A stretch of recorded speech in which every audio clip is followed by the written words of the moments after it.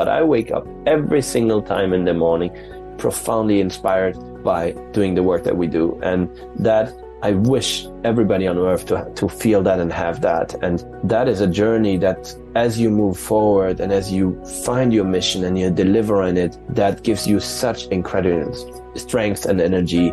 Welcome to the special English edition of Der Große Neustart, a German podcast series by Sibylle Budd, in which she talks to pioneering leaders who, inspired by the World Economic Forum's Great Reset initiative, create revolutionary projects that actually do make our world smarter, greener, and fairer. With us today is Florent Kaiser, the CEO of Global Forest Generation, a visionary leader honored with the prestigious Earthshot Prize. Florent is at the forefront of transformative environmental initiatives, notably through the groundbreaking work of Acción Andina. Acción Andina has emerged as a beacon of hope, planting almost 10 million native trees since 2018, revitalizing over 4,000 hectares of Andean forests, and safeguarding more than 11,000 hectares of native forest across 5 countries. Florent's environmental leadership extends to being a member of the advisory board of the World Economic Forum's 1 Trillion Tree campaign and the board of the Global Partnership for Landscape Restoration. With a wealth of experience in over 200 forest and land use projects worldwide, Florent is not just a seasoned conservationist, but a passionate advocate for large-scale ecosystem restoration. Good morning, Florent in Peru. Congratulations on winning the Earthshot Prize. Can you tell us more about it and what winning this award means for Acción Andina? Thank you so much, Sibylle. Of course. Well, first of all, we are absolutely thrilled to be in that position now. We've just won the Earthshot Prize, which was a big, important moment in our lifetime. We started this massive project 5 years ago, really as a dream, as a hope, and it grew from a dream to a project across 2 countries. Then it grew over the last 5 years into a program. It is now becoming a movement, and winning the Earthshot Prize shows that we're doing some things right, and it especially opens up tremendous potential, not only in the Andes, but to replicate our work globally. Global Forest Generation, Acción Andina. I'll come back to Global Forest Generation, but Acción Andina is one of these initiatives or efforts worldwide where we and all the co-founders included, we're just thinking we need to do grand work. It is time now on the planet to really get down to action, and we need to do so with a profound working model for communities and the local people and culture, but at the same time reach scale. And Acción Andina now spreading 5 countries, soon 7 countries, crossing an entire continent of South America is our first initiative that really gets up to the scale we need in the world. So that's our big work. Wonderful, wonderful. Can you just, for our listeners who may not be familiar with the Earthshot Prize, could you provide just a brief overview of what it is and its broader goals in addressing all the environmental challenges globally? Instead of just going into the institutional aspect of the Earthshot Prize, I'll tell you my opinion on what it is and why this is so important at this time in the world. So, Prince William has a record of ecological care and leadership. And he thought that we really need to recognize extraordinary efforts as I said before, a beacon of hope, right? The types of initiatives that can bring back hope to humanity, that with all the doom and gloom that is happening worldwide around climate change and the planet is ending and it's a lot of despair, and I'm not saying at all this is not real, but we need to showcase that there's also the other side happening humans are mostly driven by hope and dreams and potential, not only by despair and being sort of at the end of the journey. And the Earthshot Prize recognizes that. It seeks to find amazing leaders, amazing projects, amazing efforts around the world that have that component of proving to the world both a working model, but at the same time that there is a huge potential. And this is the type of initiatives that are recognized globally. Yeah, yeah. And I'm glad you mentioned the community. So how do I have to imagine the community support and contribution of that whole Earthshot Prize community? So my read, maybe I don't want to compare too much to others, but what stood out this in this community for me, is the commitment to real action. It's a community of powerful people, experts, and organizations out there that really hone into immediate action and big potential. We have all sorts of other forums where there's a lot of talk, and this is now the time where we really need action. And I think that every organization in this community is really deeply committed to that. And the second aspect, I think through the Earthshot magic, which is an intent to really prove to the world that we have a collective challenge and we need to resolve this together. So it's bringing together the community of this amazing people and organization that are dedicated to that. And what stood out for me is that not only are you winning the Earthshot or being a finalist, but you're accessing a huge network of amazing change makers. And you have financiers, you have strategic partners, you have amazing people, you have mentors, you have all sorts of really specialized organization in that. And to us, I always use the term supercharging. Yeah. They're there. This community is there to supercharge the solutions that we are bringing forward. So it's really becoming a sort of a club of amazing potential that we're part of. And this is really, really important. Yeah, really fascinating, which makes me think actually about all the others. I mean, there are millions of projects in the world, and you managed to walk through the door, which is really fantastic. Clearly, you work very hard, and it opened a lot of doors. But we should have more of that. We should have more of those superchargers. We now need to dive into your organization, the Global Forest Generation, and of course your Acción Andina. Let's start with the Global Forest Generation, the organization where you are CEO. Can you tell me about your mission and your role in a large-scale ecosystem restoration?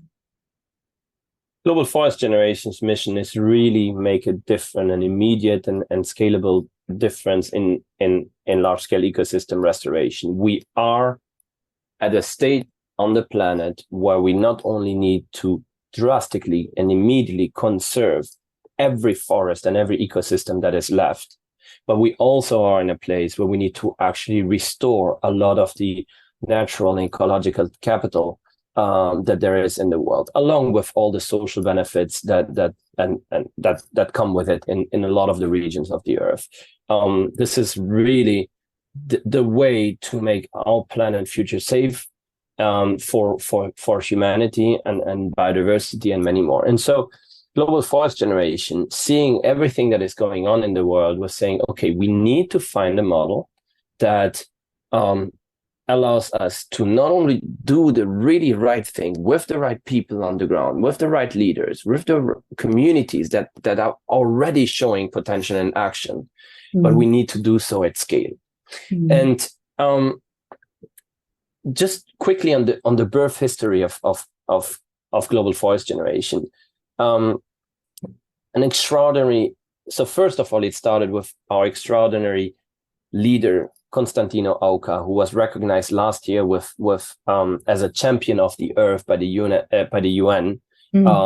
He is an indigenous leader from the high Andes of Peru, and he had recognized two crucial things in life. One, we need to bring forests back, mainly for water security. In all the communities that he is a part of, are motivated to do that. They see glaciers vanishing, water security is becoming a huge problem in the Andes and in South America.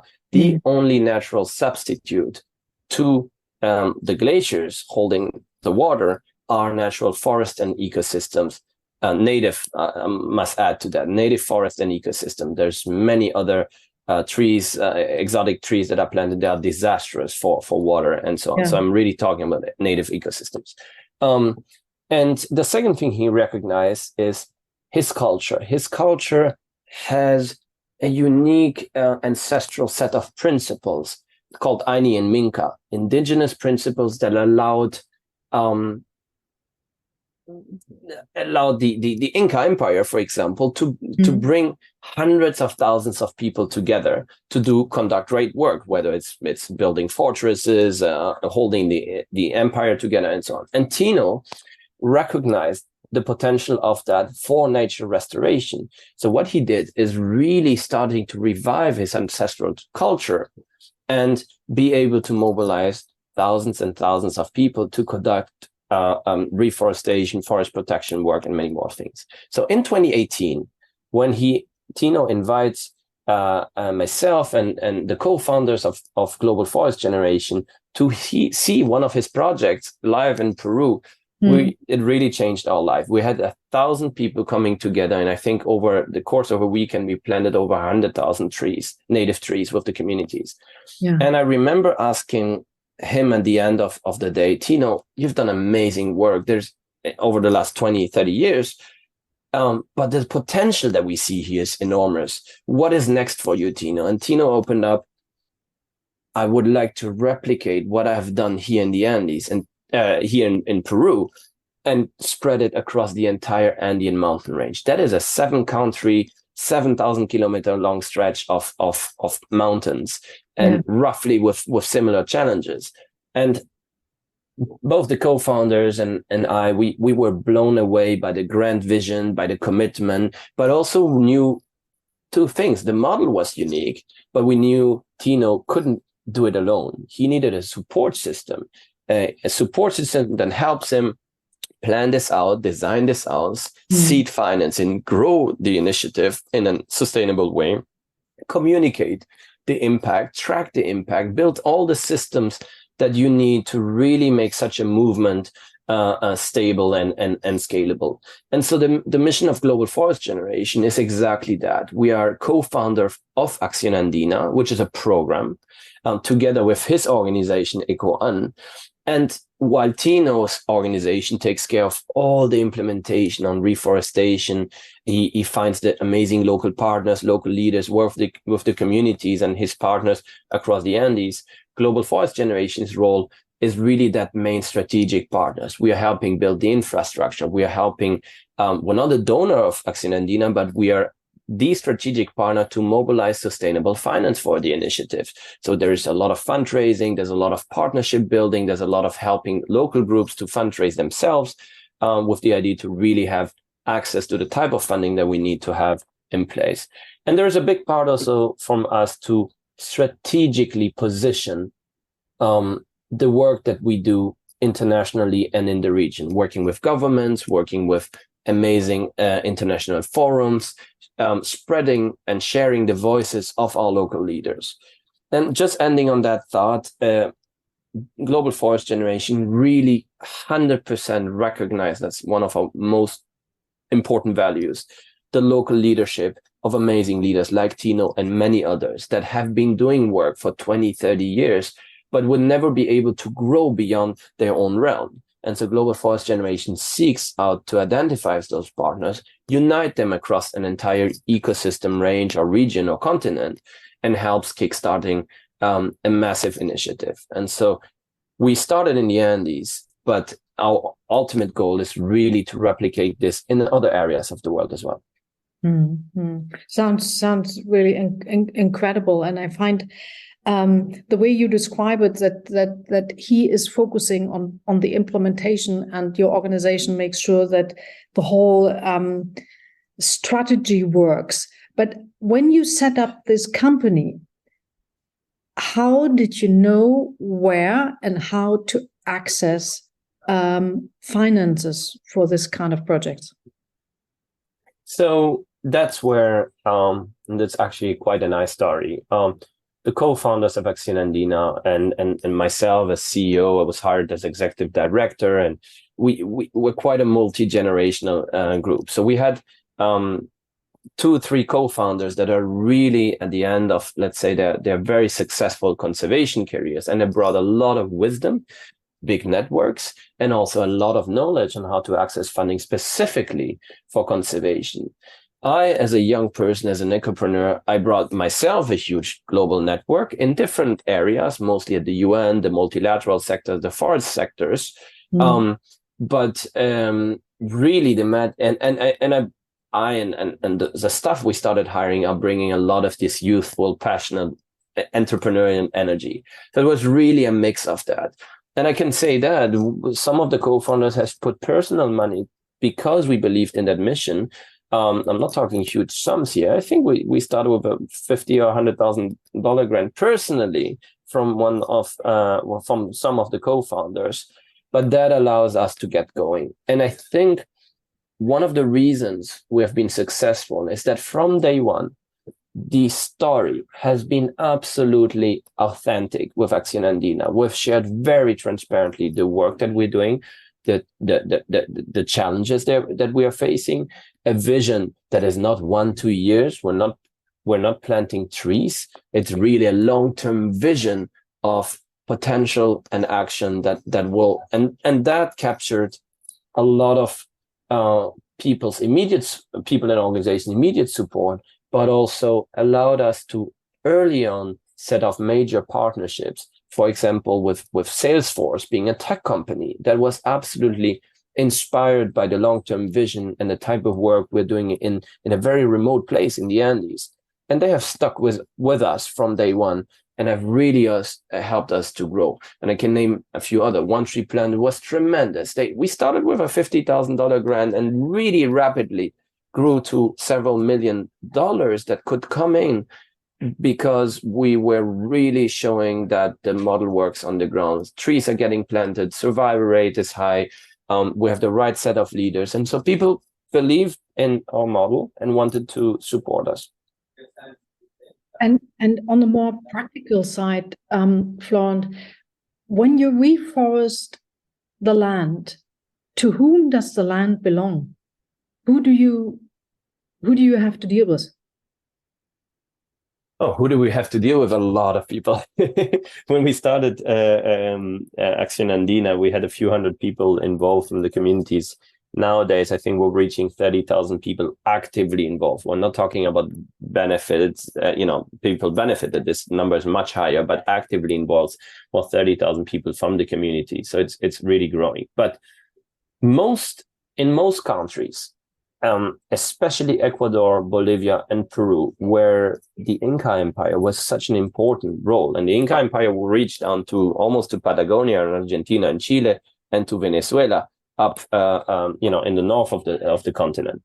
But in those 3 countries, Ecuador, Bolivia, and Peru, still today, most of the land in the high Andes is owned by local and indigenous communities. It's community land. So it's private land, but it's community lands. It's managed collectively by the local communities.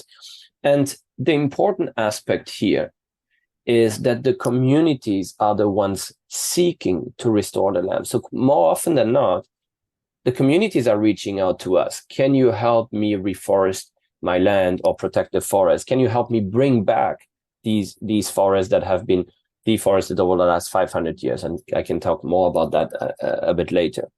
And what that gives you is a fundamentally different starting point. Acción Andina is not going out, and trying to convince people of doing the work. Most of the communities are coming to us and saying, can you help us? And so there is already a commitment from their side. And the other aspect I want to mention is particularly indigenous communities have such a strong governance structure.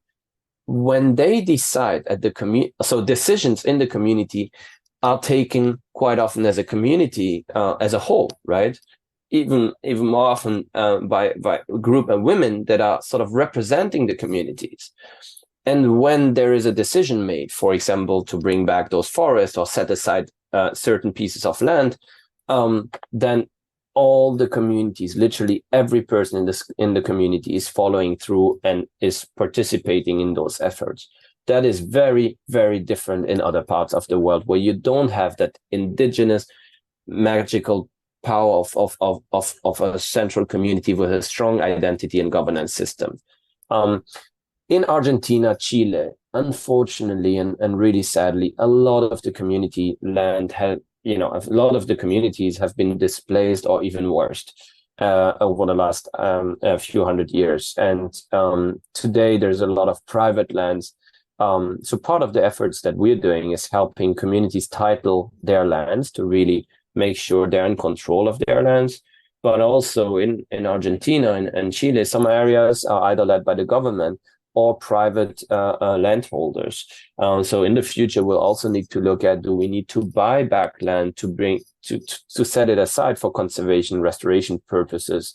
But that's a future story.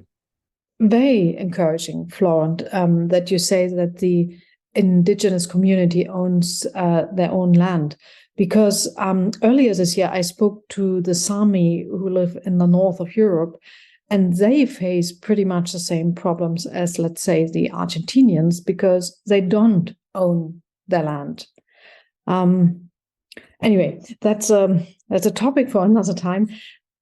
Let's come back to your Inca principles, which I find very moving.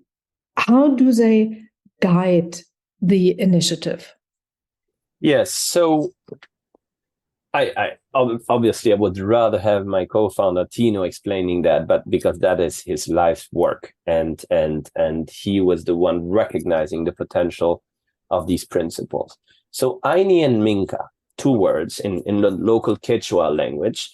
Ayni means as much as we would call it maybe reciprocity.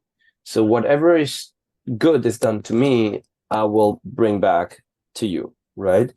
And Minka is what comes down to communal service, collective communal service. These two things together have quite a magic.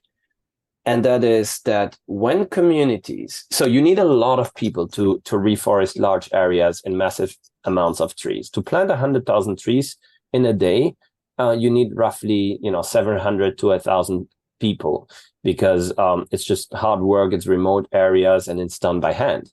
And when a community doesn't necessarily have 1,000 people in their community, so the Ayni principle allows the communities to say, okay, guys, in a specific landscape, I choose to reforest this area this year.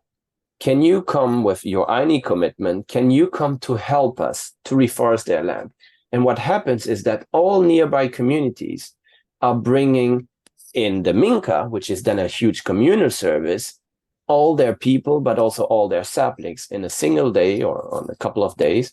And really, you have then large amounts of people doing that collective Minka work together. And then the Ayni principle tells you, hey, the next year or the next few months, we're going to come and bring our people and, our saplings and everything else to help you reforest your land. So it's really crafting out that community aspect and that collectiveness aspect. And to me, that is the number one engine of the success of Acción Andina in really uniting large amounts of people. We, as I said, we are now at roughly 30,000 people involved. If we look at the goal of restoring and conserving 1 million hectares, this will need to grow substantially, right? We have right now 15 local, we started with 2 partners in 2018, with now roughly 15, 16 partners with over 25 landscapes level projects in 5 countries.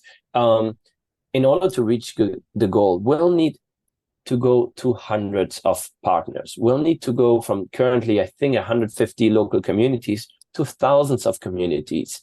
And that means a lot of people. We'll need hundreds of thousands of people involved in the initiative to really make a difference on water security, biodiversity conservation. We're speaking really a continental effort with 7 countries. And Ayni and Minka allows you to get the amount of people and the commitment to it. It's really that non-economic fueling power, right? We're not paying the people to show up and so on. There is a working system economically that helps build the nurseries, produce the saplings, and that has economic incentives for the communities. But most important, it's the Ayni and Minka commitment, where it allows them to really bring their communities as a whole, the neighboring communities, but also forge an identity of Acción Andina from all the Andean countries in the region. And each and every project feels they're brothers and sisters of similar projects and communities in the other countries. And that is really something magical. Mm-hmm. And you were briefly going into the benefits of all the new trees being planted. We are not just talking, oh, now we have more trees, how lovely. What are the benefits having a proper forest again? So, as I said at the beginning, water security is a huge issue. And sadly, with all the projections, the glaciers will melt, right, in the next few decades. And I think Peru holds 70% of the world's tropical glaciers.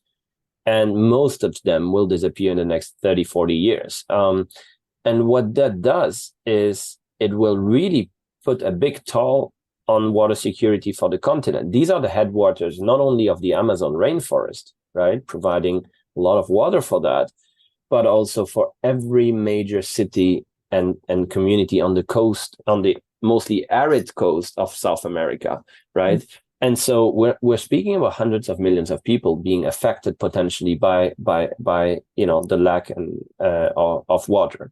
Lima, being a desert, one of the driest desert cities in the world, will be one of the first ones heavily affected.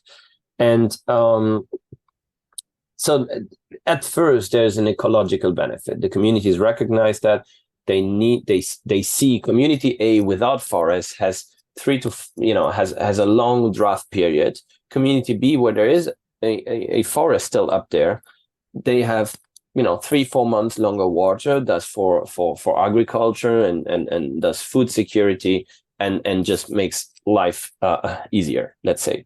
And the other ecological benefits, obviously biodiversity, soil, and so on. But the really crucial aspects of why the communities are beyond the central aspect for water is the social benefits. So by bringing everybody together with Ayni and Minka and the reforestation activities, the community as a whole has a renewed commitment to their future. And that allows them to do so many things.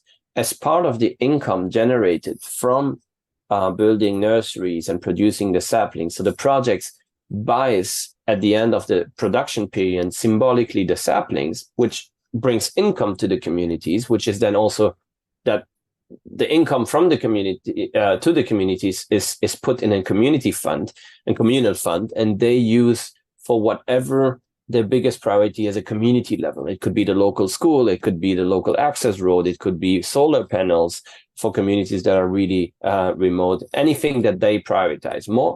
More and more, they invest in more nurseries, so they can actually double the production every year, and that's something quite magic. So that is a central aspect. Let me remind you or inform you that we're speaking about areas that are very remote, and a lot of those communities have, according to international standards, are in the extreme poverty range.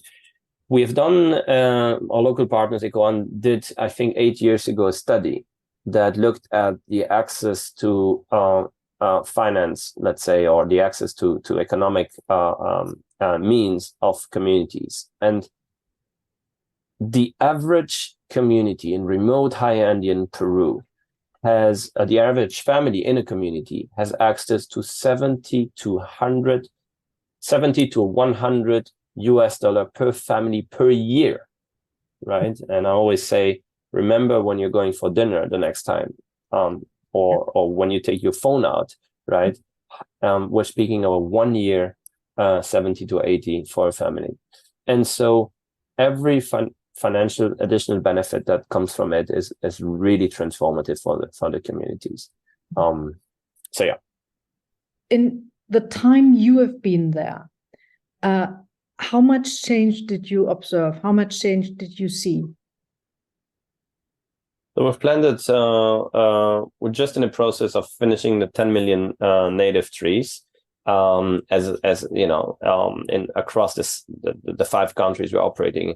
Honestly, it sounds great and it sounds big, but it's a drop in the ocean. We're speaking of potentially millions of hectares and billions of trees that need to go in there to make a huge difference. However, from the communities that have been involved the longest, their lands have seen several hundred thousands of trees coming back. And that does 2 things. One, we're seeing after 5 years really starting to have microhabitats forming, soil being stabilized. And I'll share 2 anecdotes with you. In Peru, just in August, I was happy I could bring my family to see some of the projects. And we're filming for the Earthshot prize, actually, because they wanted to put a video. And all of a sudden, we stop on a hillside, and our local partner said, well, this area we reforested 12 years ago, and it was like 3.5, 4 meters. We're really speaking about, I think, 4,500 meters in altitude. It's really high lands. It's slow growth. So the trees were like 3.5, 4 meters high. And we were walking the forest, seeing how it was really beautifully regenerated. The soil was healthy, a lot of moss. And as we were walking back to the cars, being really happy at what we saw in the midst of the dry season, we saw a little waterfall coming out of that forest. And the communities that were present there were like positively shocked and saying, wow, water is coming back. So that was a small area of just a few hectares, right? We calculate roughly 200,000 trees. But that made a huge difference. And what it provided to the community is the conviction we can do it. We are doing the right thing. And to us, it said, if that works here and there and there and there, we can really tackle a large-scale effort and show critical results across the continent. And needless to say, we need to go from a few areas to thousands and thousands of areas and replicate that. You don't do great works all at once, right? It is really a stepwise and incremental approach. But we're conceptualizing Acción Andina on purpose as a 100-year project. It is not a few years effort, right? It has to be a century-long effort. And we believe that as we're learning and as we're growing, we'll really will reach impact that will have a profound positive impact on the continent. When you say replicating the model worldwide, you said earlier on you're already in 5 countries. What are the challenges in the other countries? So there's 2 really visions there. One, I just said, a 100-year vision for the Andes only, and we're in 5 countries now. And you know, there's Colombia and Venezuela that have those forests, the same ecosystems, and will replicate to that. Let's not get caught up too much on the countries. A country is a huge area of land. What matters is the millions of hectares within those countries and the thousands and thousands of watersheds and communities that need to conduct that kind of work within their countries and regions. And so the journey of Acción Andina and continuing to scale it within the continent is, you know, almost an endless one. If global forest generation wanted to stay just in the Andes, we would be busy for the next 100 years without any doubt and problem, right? However, our vision, as I said at the beginning, is a strategic one. We are helping local leaders achieve their dreams and really conduct the work that we find is profoundly relevant and impactful. But we're also learning in the last 5 years in building Acción Andina, and we've learned so much from techniques, governance, the right types of relationships. How do we not over bureaucratize the work that we do and really, really have a strongest commitment to impact while still being having the teams in place and the systems in place to run, to coordinate today almost 30,000 people. So it's really a stepwise. All this experience is what we want to bring and offer to other areas where there is equally threatened ecosystems, where there's a big restoration and conservation potential, and most fundamentally, where there are leaders in communities readily motivated and available to do these kinds of great work. I want to be really, really make a really important point, because a lot of that is going wrong in the world, I find, especially in the conservation world. Global forest generation will never try to copy and paste an approach that worked in the Andes somewhere else, right? You have to build your projects by deeply understanding and deeply building from within the culture with the local people of that specific area, with the local culture of that specific area, with the specific mindsets and own set of challenges. That's where you need to take the time to understand and then slowly craft out your project and let's say your identity there. There is no use to say Acción Andina will work in the Himalayan mountain range as just like that. We really need to take the time to find the right leaders. And Tino is extraordinary in the Andes, right? Who is the Tino we will find and help get going, or the many Tinos that we will find and help get going in the Himalayan mountain range, in the central dry corridors in Central America or the African continent? We really need to find the local groups that have that potential and motivation and want to embark on a long term story. And global forest generation's role, again, is a strategic one. We've learned not only from the culture, but all the aspects that I mentioned before, the strategic angles that we can support those leaders. This is what we aim to export, not necessarily how things are done on an implementation basis in the Andes. All right. We're really exporting our knowledge to bring people together and build a support system that helps them, grow and replicate and make sustainable their local efforts. Mm-hmm. Florent, if I look at your personal journey, where does the deep understanding and the love for the forest and the organizing and the openness come from? It's a very good question. I think for me, forests always have, even as a kid, had a magic. It felt right. It felt beautiful. It felt, this is the areas where my mother and grandmother took us to recharge and feel connected to nature. That is one very strong aspect. I always had a profound love for forests and nature. And that I will never lose, and that drives my work. And how I choose to study back in the time, over, was it 16, 17 years ago, forestry engineering, is because I happened to be sent for civil service for then the German government to Honduras, and I was involved in a reforestation project. And I wanted to continue, get going. I was 19 by that time, and I wanted to continue, get going with that, studied forest engineering, and it took me on a path. The other aspect that I want to really mention, it was not just the profound love and appreciation for trees and forest. It is a profound admiration and respect for cultures and people, right? I profoundly believe and live in my everyday that we are one collective force on earth. Humanity, in each and every country and culture and religion, whatever one's else, we're all the same, right? On a collective challenge. And that allows you, aided by heavy traveling and an incredible openness that I got through especially my mother, I'll talk about my mother for a second, an incredible openness to cultures and people, and a profound ability to understand them, learn their languages, learn their ways of interacting, and being fundamentally respectful of their ways of living, of life. My mother had a big role in that. She has been dedicating her life. She was first a school teacher in France, and then we switched to Germany. She lost kind of her career. It was really difficult in the 90s to take a French professor career into Germany. And she started to make her hobby, which was storytelling, as a profession.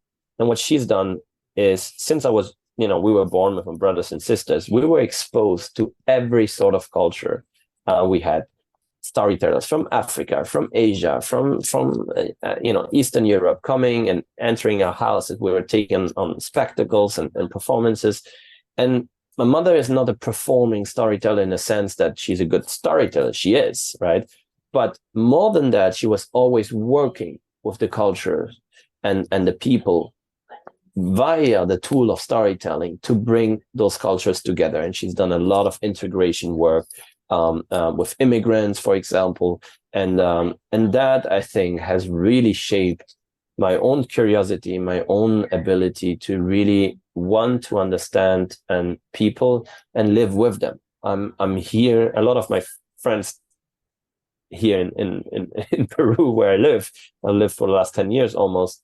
They said, well, you're more Peruvian than many of us. And I think it has to do a lot with my ability to just be in the place, understand the people, and make them feel comfortable that I'm a part of that society, while not losing my own essence and my own global outlook, I would say. Florent, I have a few numbers which I wanted to discuss with you, which we mentioned at the beginning, basically, that the Andes mountain range, constituting just 1% of Earth's land surface, harbors 15% of all plant and wildlife species, yet less than 10% of its native forests remain due to deforestation, animal grazing, and mining. All of that happens parallel to your work and the life of the indigenous people around you. How do you deal with that? So let me get some the numbers. They're correct, right? But they refer as the Andes as a whole. So the most of the unique biodiversity that you have in the Andes, especially on the slopes going into the Amazon. So most of the unique biodiversity, some of the most biodiverse areas, are the ones that are still on the slope of the Andes, going slowly into the Amazon basin. And Peru, Colombia, Ecuador have an amazing biodiversity heritage here. In the high Andes, and so we are focusing mostly on the very top of the Andes, from heights from 3,500 to 5,500, and obviously it goes even beyond those glaciers that you have are 6 to almost 7,000 meter high at times. These areas, while having unique and threatened biodiversity and wildlife, especially birds, you have the condors and you have the pumas and spectacled bears and a lot of unique, amazing birds in the region. They, largely also because of the deforestation and the altitudes, the biodiversity is in terms of numbers is limited nowadays. And most scientists agree that deforestation has happened mostly over the last 500 years in the Andes. And the two factors that have most contributed to it are, one, the Spanish colonization, because it basically was very effective at destroying or degrading the local governance system of the Inca Empire. they really were masters. The Inca were masters at managing their natural resources. Then they built aqueduct, they understood the role of forest, and you still have a lot of remains that proves that today. When the Spanish came and destroyed, let's say, the Inca Empire, a lot of the communities went back to do, to take sort of everything that was around, and there was no central rule and governance system. That's a big part of it. The second factor to that is the introduction of European cattle and sheep, for example, that are totally unadapted to the native ecosystems of the Andes, and have been, basically eating and grazing away a lot of the natural regeneration of forest. And also, if you look at the hooves, for example, of cows and sheep, where the llamas and alpacas in the Andes really help bring air and in the high Andean ecosystem, and promotes, for example, water retention, the wetlands creation, and protect the local plants. The hooves of sheep and cows in the altitudes are really compacting the soils and grounds, which then loses its ability to hold water. And so that's a big part. And it has to be a big strategy for Acción Andina to look at that and help also manage in the future. We're not doing that yet. Our local partners are starting to, but look at more holistic ways of managing grazing habits of cattle and sheep that are now already a part of the community's income sources and livelihoods. Florent, you also lived in actually various parts of the world, and I think you speak quite a few languages as well. I noticed that you spent a lot of time in Asia. How did Asia form your knowledge and experience and moving forward? Very good question. I think with what I said before, it helped me contribute to open up my own mindset and heart to a global sort of outlook and a global profound respect for culture and communities and people, right? And yes, people in Asia speak different languages than here. And I would say particularly in Asia, let's face it, here in Peru, yes, it's a very different culture from the European culture, but the colonization was very strong. And a lot of the live in Lima have at least some patterns from language to behaviors that has a lot to do, that is very similar. Some elements are very similar to European approaches. And in Asia, that was very different. Starting with language, it's a totally different way of conceptualizing language and culture. There's different things they care about. There's different ways of expressing emotions and thoughts and of building community. And that was very, very forming for me to get rid of your own often imperceived prejudices of approaching how you understand people and how you approach people. And so your communication, your respect, your way of engaging, your way of making business and building projects together is something that in Asia for me was really putting you in you're discovering an entire different world. And what it does with you is it shapes your openness and questions your status quo and your abilities that you were born and raised with. That has been a profound part. And then separately to that, which is the other side, it's more the professional career.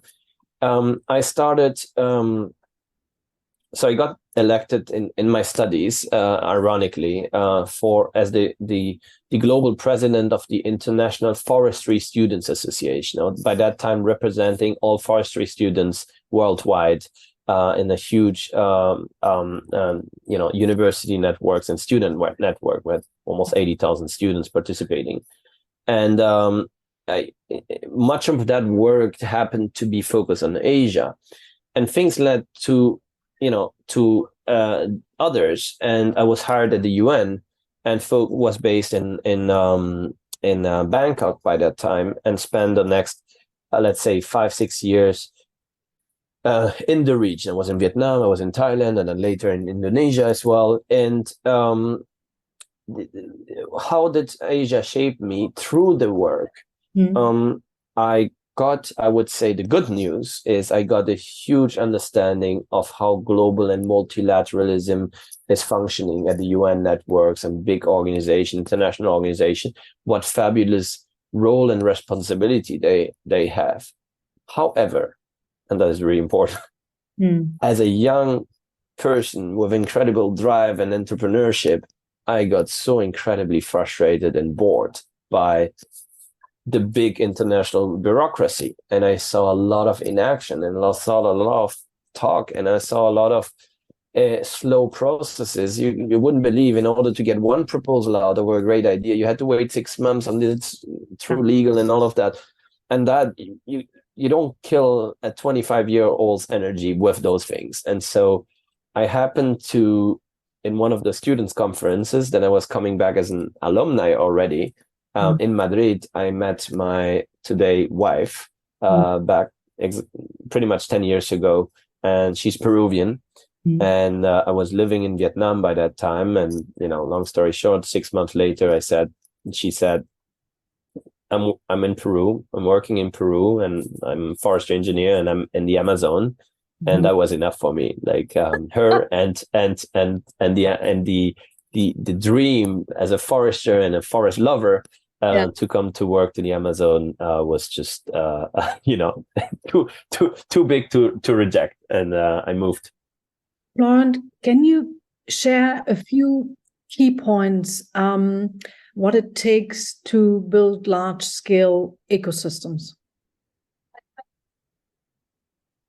First of all, it takes a lot of dedication, patience, entrepreneurship, and a lot of energy. And I won't lie, I've over the last 5 years, we have at times gotten to our limit of energies and in building all those things. And I think the results speak for themselves. And it's incredible to be where we are, right?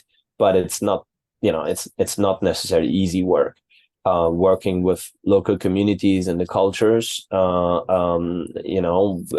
finding the right balance between local leadership and modern, let's say, business and organizational approaches. And that's a big part of the challenges that we're facing and in building that.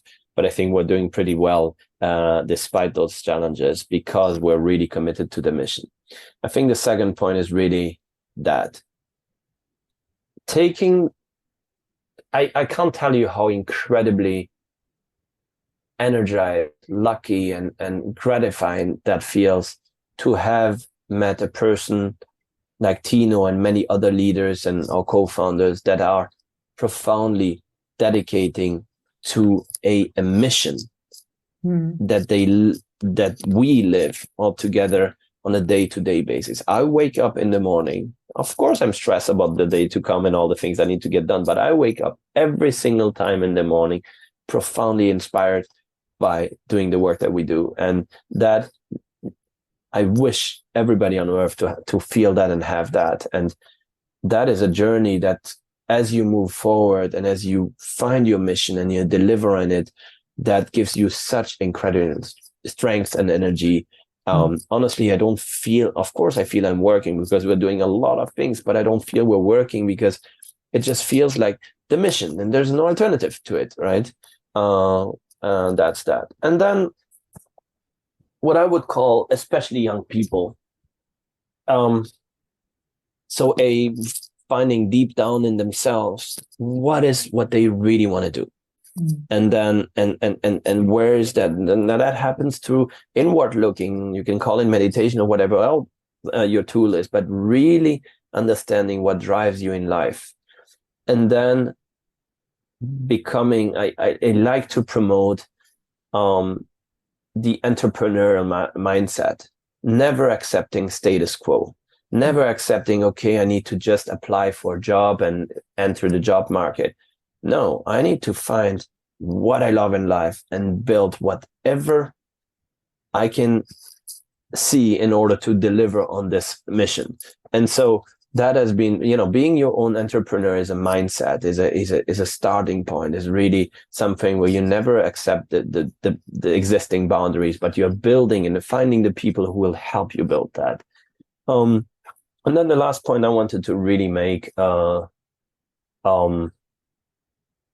Acción Andina is not only a tree planting project. It is it is a holistic effort to conserve and restore forests. But my point being, it is not just a tree planting project that has ecological benefits and so on. That is, every tree has ecological benefits, and every person involved, it has social benefits and so on.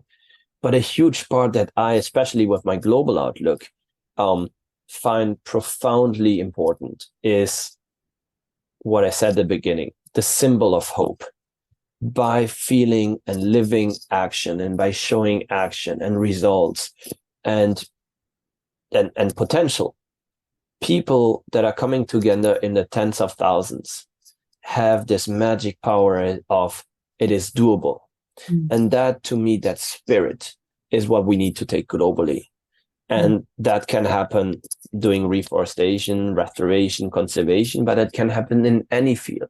The crucial part here is that the hope and potential that we as a collective human story, we can now, I profoundly believe we can fix this crisis, because if we really come together and believe we can do that and start acting and bringing all the people magically together to start acting, then we have a huge chance to not only fix the problem, but build a beautiful world that would be much closer together. Yeah, I absolutely agree with you. Before we coming slowly to the end, I saw that you also are included in the 1 trillion tree campaign of the World Economic Forum. What is it you're doing there? So the World Economic Forum is a big, network of world influencers, and a lot of it's a lot linked, let's say, to corporates and the private sector, right? And we are currently in the UN has designated this decade as the decade of ecosystem restoration, and the World Economic Forum's Trillion Tree campaign, right at the start of the decade, was born to help mobilize the private sector mostly to help deliver and play their role into this decade of restoration.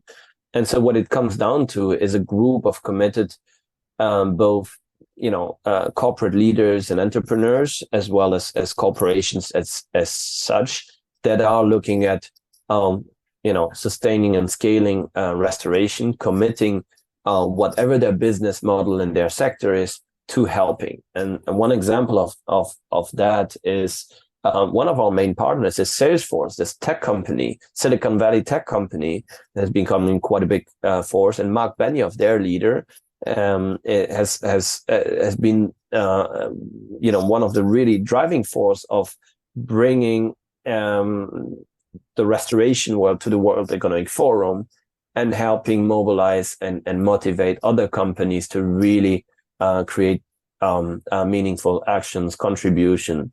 And so one of the things that, yes, of course, there's funding that can be generated, which is a hugely important role of corporates that have financial means to support that. But for example, with Salesforce, a big part of what we're doing now is how can we apply technology, because that's what they excel at, in the Andes, in tracking and managing and reporting and everything else that we need to coordinate this many amounts of people. So we need to stop thinking in sectors and silos, right? There is a role for every company in global restoration and in this quest to heal the planet. And the amazing innovations that companies and the financial possibilities and mechanisms and the networks that they have access to, we better put them all to use. And I want to end that part with a call. If you come to the Andes and understand what Ayni and Minka is and how it mobilizes people, part of my personal mission is to take this Ayni and Minka and bring it to the corporate world, and engage with corporates, governance, business leaders in practicing Ayni and Minka and being able to collectively approach these huge challenges. And because that's what I believe we can do to save the planet. So. And on this wonderful note, Florent, I just can say thank you that you took us through your wonderful journey, not only a personal one, but also the establishing of the global forest generation and your great project, Acción Andina. So thank you very much. All the best, lots of energies, and a few more Earthshot to come. Thank you so much for the opportunity to share our message, and anybody that is listening, still, hopefully it was engaging over the last hour and something. Please feel free to reach out, LinkedIn, Instagram. I hope we can share my email somehow. If you're struggling to get going, I will happily jump on a call and help with a few thoughts. You've been listening to a special English edition of Der Große Neustart, a German podcast series by Sibylle Barton, in which she talks to pioneering leaders who are committed to making our world smarter, greener, and fairer. For more information, please visit www.sibyllebarton.com and the official site of the World Economic Forum.